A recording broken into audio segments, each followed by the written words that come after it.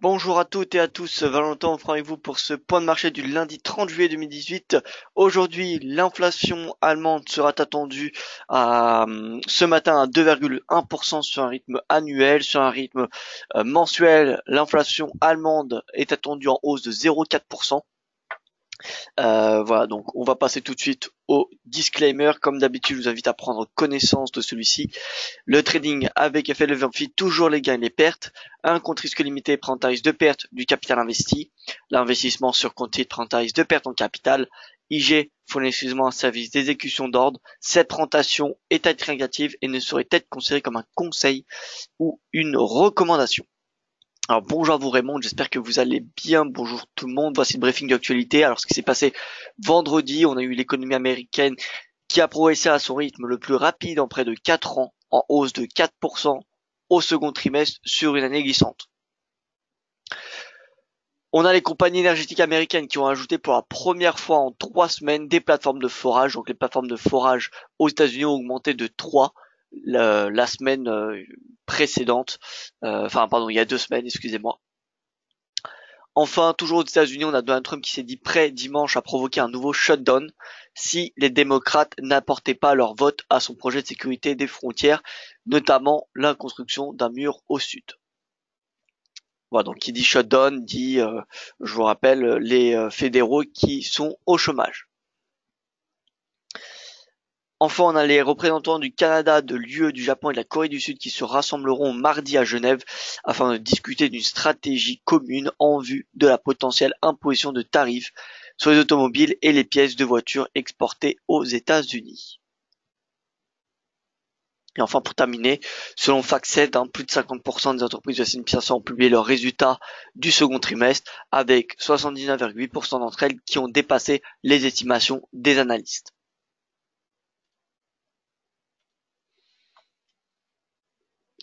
Alors hier, on a eu les marchés actions qui ont clôturé dans le rouge. On a le dollar qui a clôturé également en repli. Ce matin, c'est pareil, hein, que ce soit le yen, le gold, les marchés actions, c'est dans le rouge. Donc voilà, on a de l'aversion, on n'a pas de yen qui progresse parce qu'on a plutôt voilà un peu de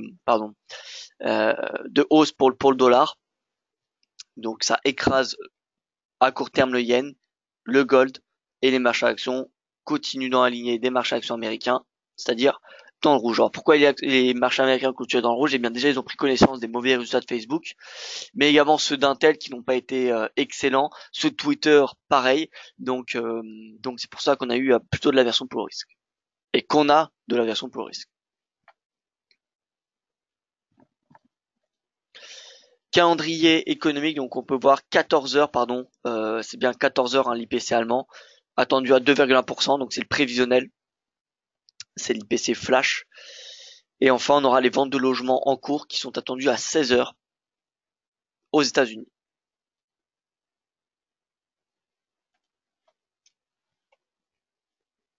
Voici la tendance sur le FX matin. On a le NZD qui surperforme, à l'inverse, yen, franc suisse qui sont en baisse. Notre index yen est au milieu de son range. Moi, comme vous le savez, je n'anticipe pas de baisse du yen tant que, tant qu'il est haussier. Voilà, je m'attends à une hausse du yen jusqu'à sa borne haute de son range. Je vous rappelle que cette semaine, c'est la semaine des banques centrales. On a la BOJ demain, la Fed mercredi, la Banque d'Angleterre jeudi, et celles-ci feront les décisions des taux. Alors pour la BOJ, il n'y aura pas de hausse des taux, hein, il n'y a aucune raison qu'il y ait une hausse des taux, mais elle pourrait changer sa façon son programme tout simplement d'achat d'actifs. Elle pourrait étendre son programme sur différents actifs au lieu du 10 ans actuel. Donc voilà, ça sera à suivre de très près. C'est demain. Demain dans la nuit, il y aura le compte rendu qui sera annoncé et le marché est particulièrement intéressé par celui-ci parce que c'est la première fois depuis plusieurs mois qu'on pourrait avoir un changement de la politique monétaire à la BOJ. Et encore une fois, c'est pas un durcissement qui est attendu, c'est seulement une modification. Donc du coup le yen sera particulièrement, je pense, volatile demain dans la nuit, surtout demain matin, voilà. NZD, vous voyez que c'est un peu une consolidation à court terme, hein, il n'y a pas grand chose à dire. L'AUD c'est pareil, vous voyez que l'AUD il est sous pression, il n'y a pas vraiment de hausse, il n'y a pas vraiment de baisse, c'est vraiment, vous voyez que c'est un peu comment dire, petit peu un zigzag quoi. Il y a pas grand chose à dire sur l'AUD, il y a pas de tendance à court terme. L'euro qui respire depuis le début de la semaine dernière, le GBP qui est en baisse, le franc suisse inchangé. Donc voilà, le franc suisse, moi je reste neutre pour le moment, il n'a pas de signaux baissier, le RSI test 50 mais il est toujours au-dessus de celui-ci, enfin son prix de clôture, je parle bien.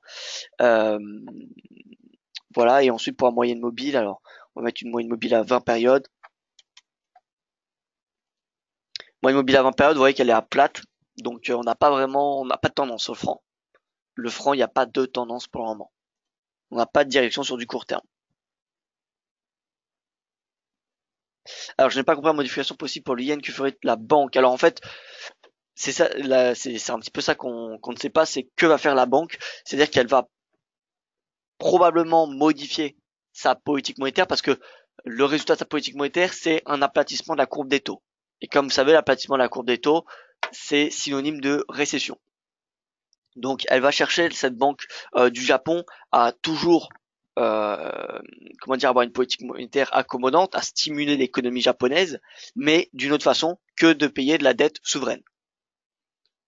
Voilà, donc c'est un petit peu ça qui est attendu, c'est comment va faire la Banque du Japon, enfin qu'est-ce que va faire la Banque du Japon pour continuer à stimuler l'économie japonaise, parce qu'elle doit continuer à stimuler l'économie japonaise, étant donné que l'inflation est faible, et d'après les sondages envoyés par, enfin les sondages pardon, qui ont été envoyés aux analystes et les entreprises japonaises, eh bien l'inflation est attendue extrêmement faible lors des prochains mois.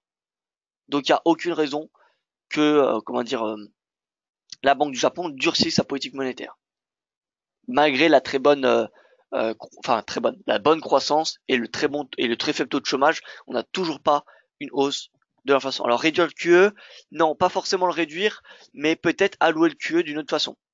QE c'est quantitative easing, c'est assouplissement quantitatif, c'est de l'achat de la dette en fait. La Banque centrale européenne, vous savez, elle le fait via la dette souveraine des États. Sauf qu'elle est assez limitée étant donné que la BCE ne peut détenir que au maximum 21% de la dette souveraine d'un pays. Euh, et elle peut pas le faire sur le marché primaire, c'est-à-dire elle est obligée de passer par le marché secondaire, c'est-à-dire que dès que par exemple la France fait un appel, enfin demande des fonds, elle ne peut pas le faire via la Banque européenne, elle est obligée de faire via d'autres institutions, qui ensuite ces institutions vont vendre, et c'est ça qu'on a sur les taux. Le taux, euh, le taux du 10 ans français, c'est le marché obligataire ou allemand, etc., etc. Donc déjà on a cette contrainte en Europe, mais la BCE en plus de cela, vous savez, elle achète de la dette privée. Elle achète de la dette privée, c'est-à-dire de certaines entreprises. Nestlé, Total, LVMH, BNP, non pas BNP pardon, parce que ça c'est des banques, donc hors hors banque, hors secteur financier. On a la BCE qui achète la dette privée et ça peut être par exemple un axe que la BOJ pourrait continuer, enfin pourrait même se renforcer. Donc voilà, on ne sait pas encore vraiment les mesures qui seront annoncées demain. Il n'y a rien qui a été vraiment pricé, donc ça sera vraiment une nouvelle pour les investisseurs.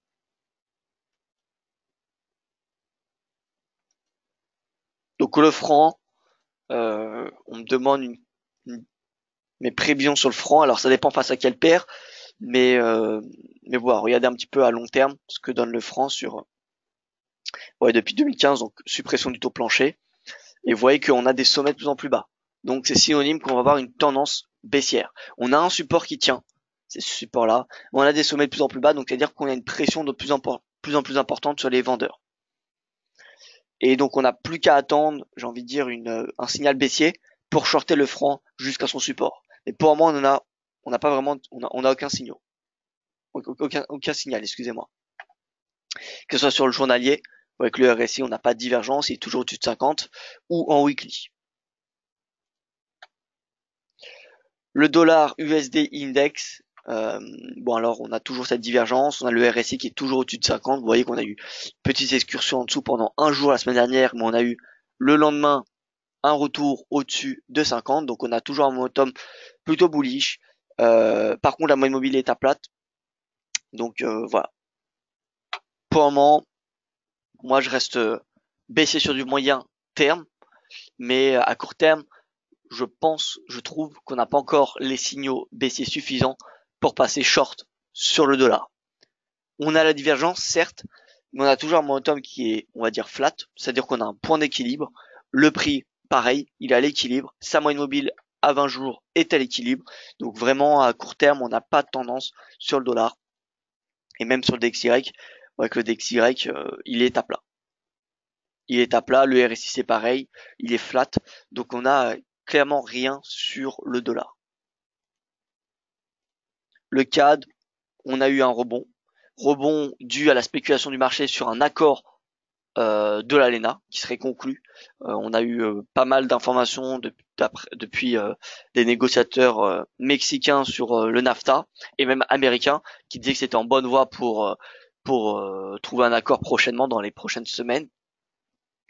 Et puis en plus l'accord entre l'UE et les États-Unis ont un petit peu ravivé cette spéculation. On donnait des spéculations, oui, une image plutôt positive sur les négociations des pays de l'ALENA. Donc c'est pour ça qu'on a eu le CAD et le peso mexicain même qui ont tous les deux rebondi. Donc voilà. Sur le forex à court terme, j'aurais tendance à privilégier le yen, même si on n'a pas de hausse, voilà aujourd'hui. Et demain c'est un jour important pour la BOJ. Techniquement, j'aurais tendance à privilégier le yen. Tout ce qui est devises commodities, je reste plutôt baissier, même si il semblerait qu'il y ait une amélioration, comment dire, des perspectives commerciales des États-Unis, parce que ce qui fait pression actuellement sur les devises commodities, c'est-à-dire l'AUD, le NZD ou le CAD, c'est le protectionnisme américain. Tant qu'on a des barrières commerciales qui peuvent être mises en place par les États-Unis et que souhaite mettre en place le gouvernement américain, eh bien on aura ces devises qui seront sous pression. Si demain on n'a plus ces barrières qui sont prévues par les États-Unis, l'AUD, le NZD et le CAD seront trois devises à vraiment se positionner à l'achat.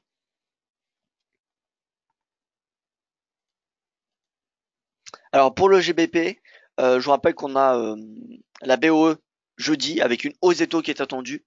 Moi personnellement, je, hein, je m'attends pas vraiment à une hausse des taux, même si s'il y en a une, ouais, je ne serais pas surpris.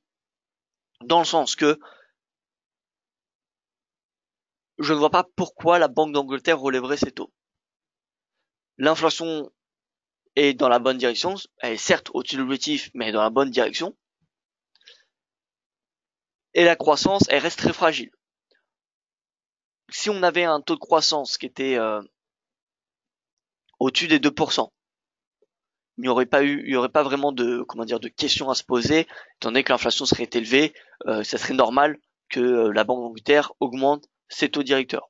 Mais puisque l'inflation est, en baisse en fait depuis maintenant le vote en faveur du Brexit il y a 2 ans, relever une nouvelle fois ces taux directeurs fragiliserait encore plus son économie. Donc personnellement, voilà, je m'attends pas vraiment à une hausse des taux, mais en tout cas, s'il y en a une, elle sera dovish. C'est-à-dire une hausse des taux dovish, une hausse des taux avec un ton prudent. Et donc, une réaction baissière. Et d'ailleurs, on voit le GBP qui progresse ce matin. À mon avis, cette semaine, jusqu'à jeudi, on va avoir une livre sterling qui sera plutôt haussière, parce que le marché va intégrer, il va tout simplement acheter la rumeur et vendre la nouvelle. Donc voilà, je m'attends qu'il y ait une hausse des taux ou pas jeudi, je m'attends à une réaction baissière à l'issue de la décision des taux. Voilà, donc je vais faire rapidement un tour sur les paires majeures, même s'il n'y a pas grand chose à dire. Alors, l'euro-dollar en 4 heures, on est toujours dans ce triangle. Vous voyez qu'on a eu un rebond sur le bas de celui-ci vendredi. Donc voilà, cette direction, eh bien écoutez, la hausse, cette direction, le haut de ce triangle. Tant qu'on est dans ce triangle, eh bien, Le but c'est de le trader. Donc voilà, direction le haut avec un objectif intermédiaire qui correspond au pivot mensuel à 1,1680. Donc c'est environ une trentaine de pips à la hausse.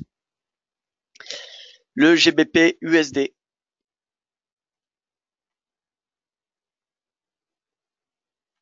GBP USD, on est dans un canal baissier.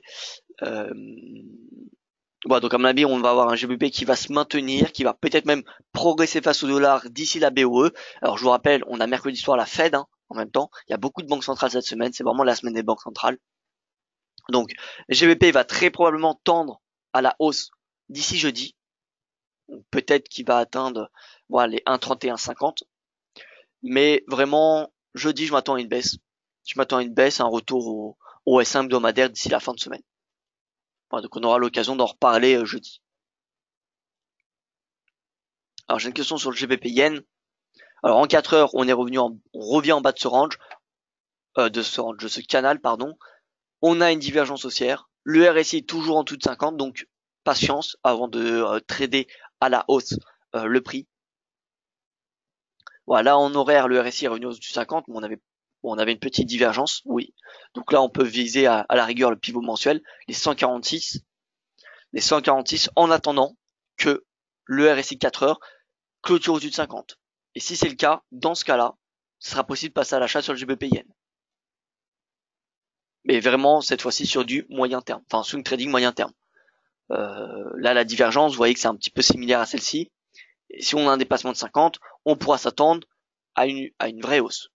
Pour le coup, on pourra s'attendre à une hausse de plus de 100 pips.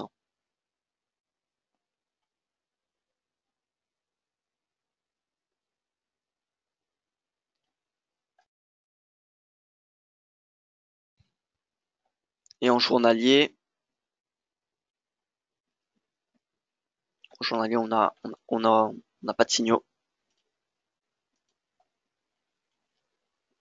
Si prévision pas de hausse des taux de la Banque d'Angleterre, pourquoi les investisseurs font-ils augmenter la livre vu que s'il n'y a pas de hausse des taux, la livre. Alors, c'est moi qui prévois qu'il n'y aura pas de hausse des taux. Enfin, en tout cas, je trouve pas la justification qui permettrait d'avoir une hausse des taux, mais le consensus de Reuters, fourni par Reuters, prévoit une augmentation des taux directeurs de la BOE dès jeudi, à hauteur de, il me semble, 85 ou 90% de probabilité d'une hausse des taux. Voilà. Mais moi personnellement, quand je regarde la macroéconomie, je trouve ça un petit peu, comment dire, bizarre qu'il y ait cette probabilité, compte tenu du fait que l'économie reste très fragile. La seule raison qui, pour moi, justifierait la hausse des taux, c'est que ça permettra à la Banque d'Angleterre d'avoir une marge de manœuvre. Parce que vous savez, plus les taux sont élevés, et plus ensuite la banque a de la main-d'œuvre pour relancer l'économie en cas de coup dur. Et avec le Brexit, s'il y a un Brexit, il y aura très probablement un coup dur pour la Banque d'Angleterre. Et si la Banque d'Angleterre, enfin pour l'économie, pardon, s'il y a un Brexit, il y aura très probablement beaucoup de difficultés pour l'économie britannique. Et si la Banque d'Angleterre a déjà, comment dire, ses capacités d'accommodation de l'économie au maximum, eh bien, elle ne pourra pas faire davantage. Alors que si elle a des taux plus élevés, demain, elle pourra les rebaisser. Voilà. Donc c'est pour ça que c'est la seule raison pour moi qui justifierait une hausse des taux. C'est vraiment pas parce que l'économie se porte bien. L'économie ne se porte pas très bien.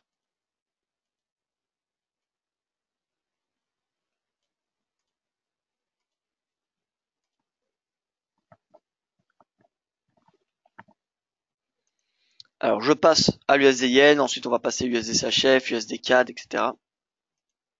Alors USD Yen, consolidation à court terme, on voit qu'on a une divergence, donc on voit sur les paires en Yen, on a quand même pas mal de divergences qu'on avait remarqué vendredi. USD Yen, GBP Yen, NZD Yen, cette fois-ci c'est des divergences haussières, donc peut-être finalement qu'on a fait la hausse du Yen et que dorénavant on va avoir une baisse et donc une hausse des paires en Yen.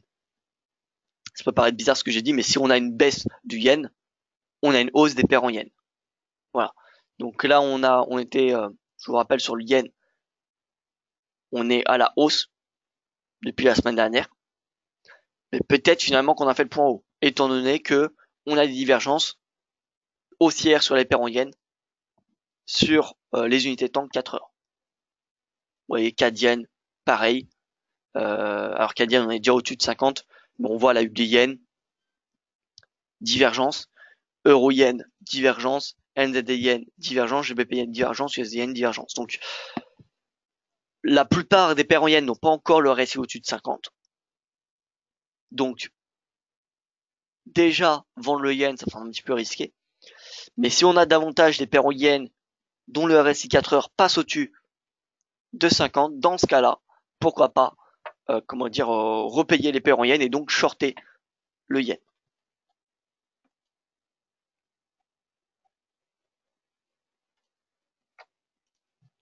L'USD-CHF, eh bien, vous voyez que c'est un canal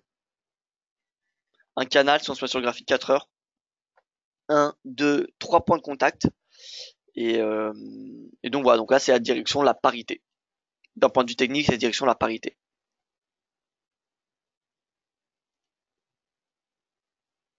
L'USD-CAD sorti par le bas, direction 1,30.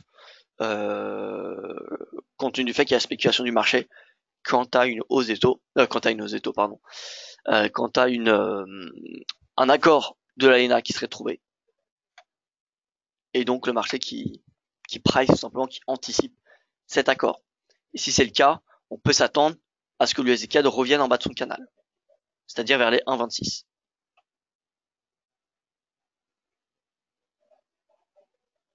Alors je vais passer sur la USD yen. La USD yen qui se stabilise. Alors stabilisation de la USD yen. On a, comme je vous l'ai dit, ah non, on n'a pas de divergence sur la USD yen. Regardez ici, prix de clôture. Ah si, pardon, on a une divergence. On a une divergence sur la USD yen. Donc peut-être qu'on aura un rebond des paires en yens. Alors là, je suis sur ce graphique 6 heures. Oui, donc on a une divergence sur le graphique 4 heures. Donc peut-être finalement qu'on aura un rebond. Peut-être qu'on aura un rebond. Je pense qu'il faut attendre que les RSI des paires en yens passent au-dessus de 50 pour vraiment confirmer un retournement, un rebond tout simplement des paires en yens.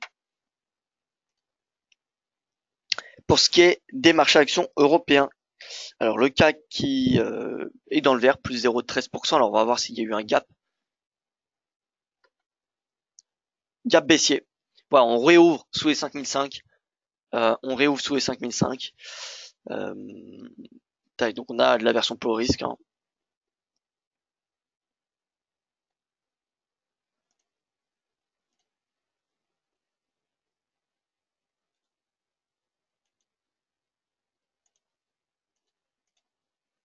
On va essayer de trouver un canal. Là, j'en trouve pas pour le moment. Bon, vous voyez en tout cas que c'est le R1 mensuel. On l'a touché parfaitement ce R1 mensuel. Donc il est très important ce R1 mensuel. Et donc ouverture sous le 5005. On a de la version pour risque, donc ça m'étonnerait qu'on repasse au-dessus des 5005. Donc si on a un retour à 5500 points en intraday, ça serait potentiellement une zone intéressante pour shorter les marchés actions européens, pour shorter le CAC. Le CAC et voilà, ça tend à une respiration tout simplement. On a eu une belle hausse la semaine dernière sans réelle correction, donc on peut s'attendre à une correction de 50%, c'est-à-dire un retour vers les 5430 à peu près.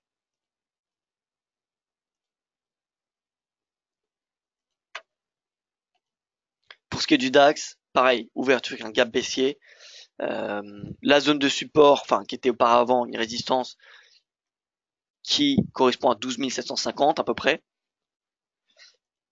Et on va se mettre donc moins 5 minutes. Ouais, donc on a une belle divergence. Hein. Là, on a un RSI qui a bien baissé. Et là, on a vraiment un top, vous voyez, sur le prix.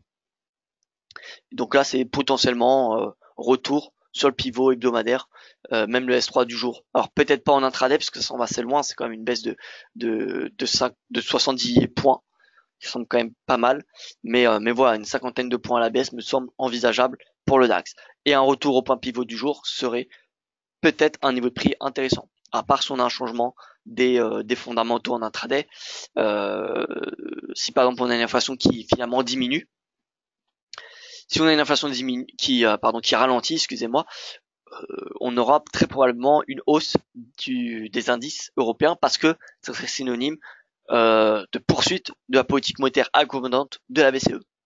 Et donc, qui dit politique monétaire accommodante dit, eh bien, rendement des entreprises européennes qui sont boostées.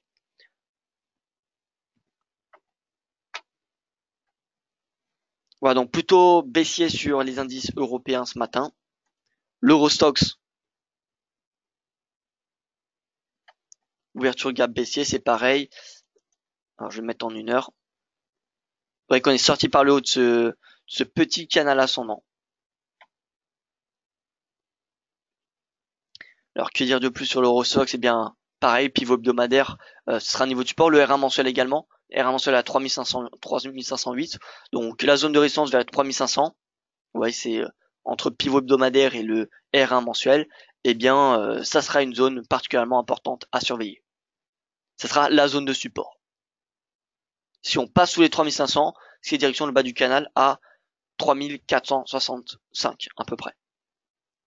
Et tant qu'on est au-dessus des 3500, eh bien j'ai envie de dire on a plutôt une perspective haussière sur du swing trading. Enfin pour l'or, on voit qu'on a une consolidation depuis la semaine dernière, même depuis 2 semaines finalement, on a une consolidation entre 1215 à peu près et 1233. Vous voyez, c'est le S1 et le R1 hebdomadaire à peu près. Donc en bas de ce range, ça s'achète. En haut, ça se vend. Plus particulièrement sur le haut, c'est plus intéressant étant donné qu'on est dans une tendance baissière. Donc, à garder à l'esprit que même si on achète en bas du range, on est dans le fond dans une tendance baissière, donc on reste dans du contre-tendance. Donc c'est beaucoup plus, je pense, confortable de vendre, le gold vers les 1233 que de l'acheter à 1215. Si on a une sortie par le haut du range, dans ce cas, ce sera un signal haussier, on va direction les 1250. Et dans le cas contraire, c'est signal poursuite de la tendance et on vient viser les 1200. Pour les cours de pétrole, vous voyez qu'on a une hausse depuis pareil 2 semaines. Hausse des cours de pétrole. Le Brent qui est revenu à 75 $ à peu près. Le brut qui revient à 70. 70, donc vous voyez on a eu une baisse vendredi, tandis qu'on a eu une hausse des plateformes pétrolières aux États-Unis.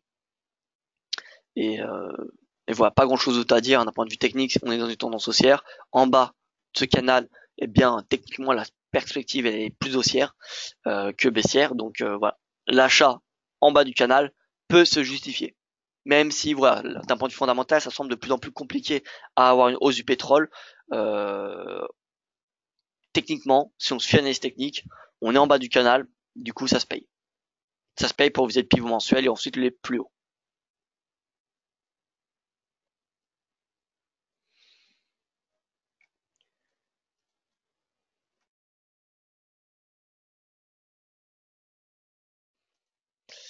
Voilà, donc je pense avoir fait le tour. Alors on me demande VIX US, VIX UE. Alors je vais passer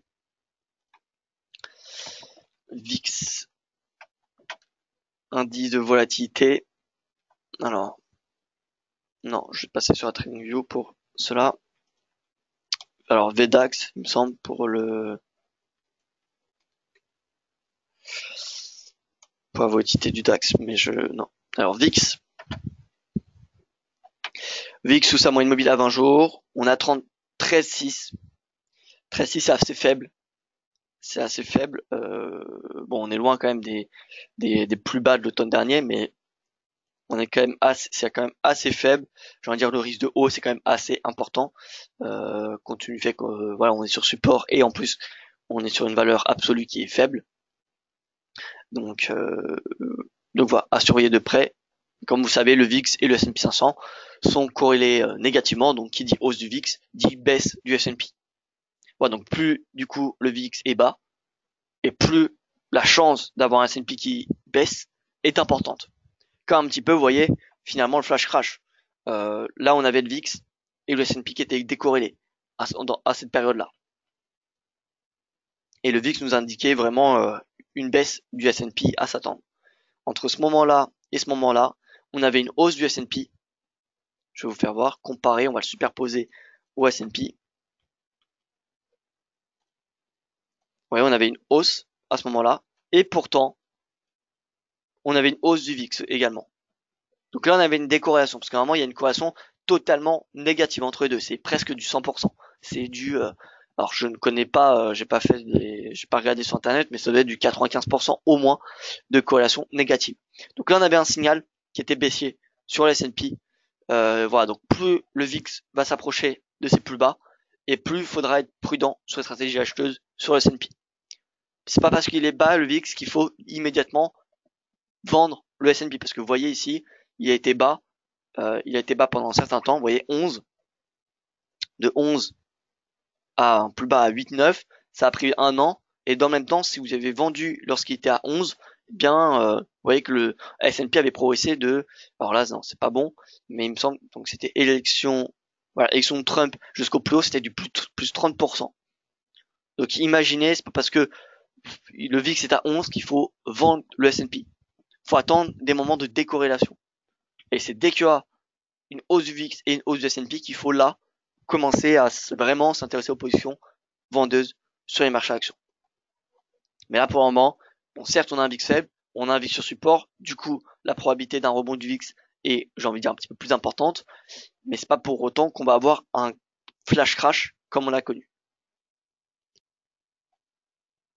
Pour vraiment anticiper un flash crash, faut essayer de surveiller le VIX avec le S&P, et s'il y a une décorrélation comme celle-ci qu'on avait eu en fin janvier, et bien là, c'est possible de, on va dire, spéculer sur, on va dire, une baisse importante du VIX. Je dirais pas un crash, c'était pas un crash, mais voilà, une baisse vraiment très importante.